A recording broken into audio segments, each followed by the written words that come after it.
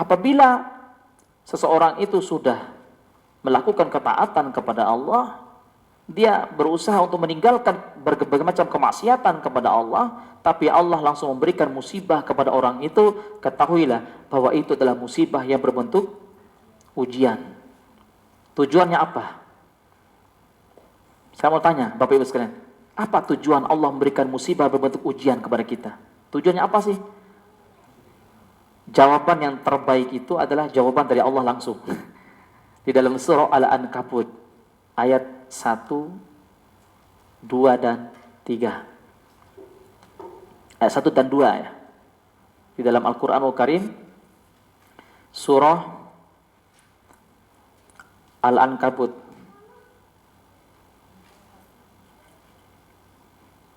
ayat 1, 2 dan 3.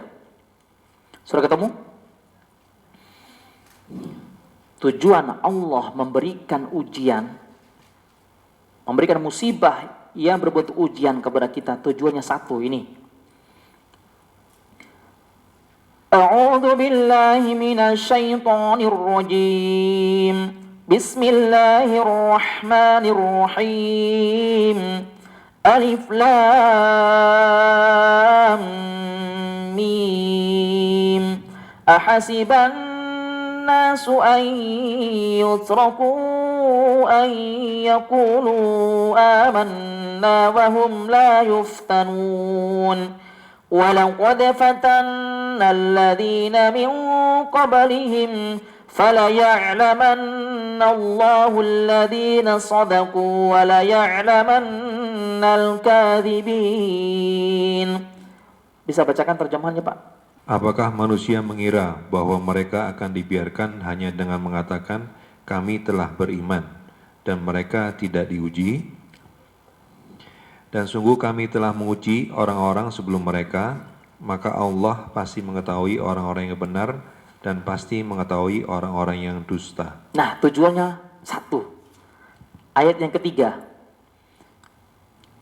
Walaqad fatanna alladziina min qablihim. Sungguh kami telah menguji orang-orang sebelum mereka, sebelum kita hari ini.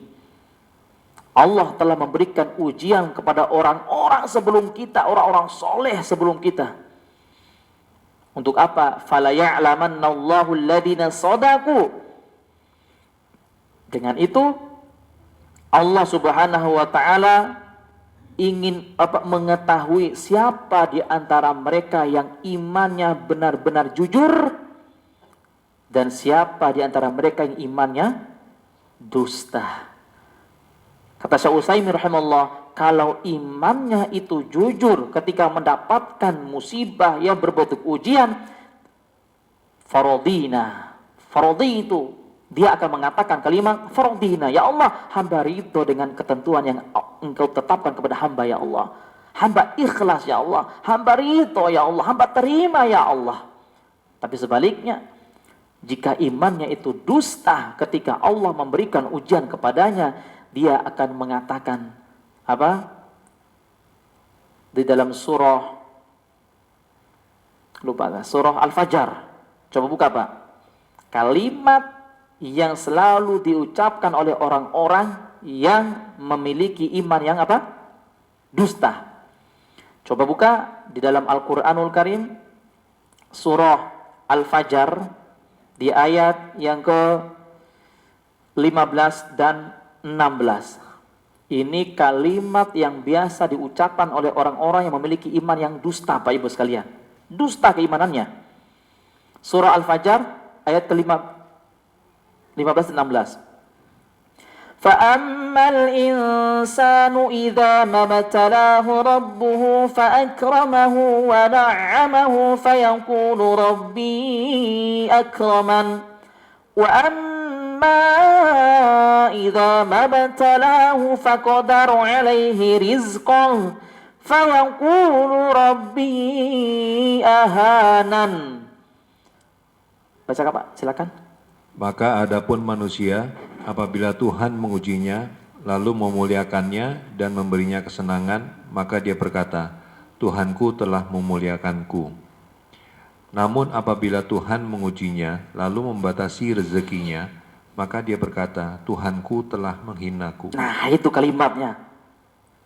Itu orang dusta keimanannya ketika diuji oleh Allah dengan musibah, ya, kesengsaraan, kesempitan rezekinya, diberikan sakit yang terus menerus, kemudian tidak naik-naik jabatannya, gitu kan? Maka dia akan mengatakan, Robbi ahanan, Tuhanku telah menghinakan diriku. Nauzubillah min dzalik. Tuhanku telah menghinakan diriku. Ya. Nah inilah, sekali lagi Bapak sekalian, tujuan Allah Rabbul Izzatil Jalalah memberikan ujian kepada kita, tujuannya tadi adalah Allah ingin melihat siapa di antara kita yang memiliki iman yang jujur dan siapa di antara kita yang memiliki iman yang dusta. Makanya agar hati kita tenang, kata Imam Ibnu Qayyim Al-Jauziyah rahimahullahu taala di dalam kitab yang Iddatus Sabirin wa Dakhiratus Syakirin, Imam Ibnu Qayyim membawakan perkataan Abdullah bin Mas'ud radhiyallahu anhu bahwa kunci untuk menenangkan hati itu hanya ada dua sebenarnya Pak Ibu sekalian. Nggak ada ketiganya.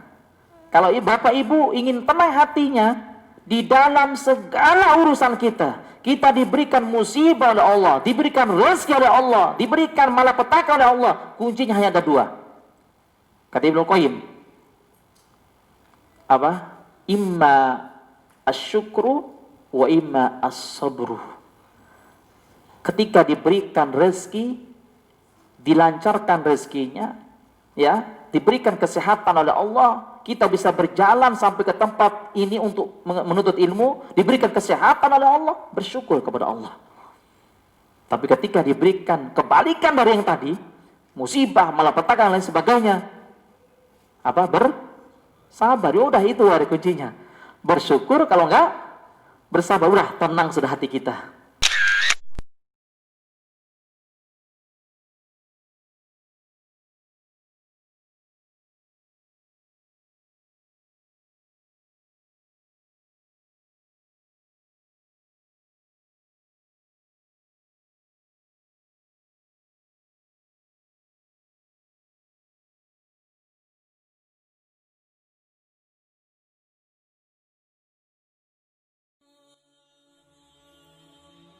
Bantu yuk operasional Rumah Dakwah Al-Hujah dan terselenggaranya kajian serta dakwah Al-Hujah dengan menjadi donatur tetap setiap bulan berinfak Rp30.000.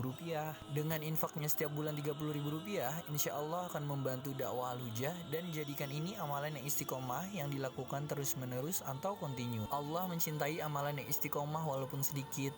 Terus istiqomah setiap bulan, jangan berhenti, karena Allah mencintai hambanya yang istiqomah. Dan insya Allah ini akan menjadi amal soleh jariah dengan menyebarnya ilmu yang bermanfaat. Yuk salurkan amalan istiqomahnya setiap tanggal 3 setiap bulannya melalui Bank Sentral Asia dengan nomor rekening 27660155554 atas nama Dedi Harveni, dan Mandiri Syariah dengan nomor rekening 7102286299 atas nama Dedi Harveni.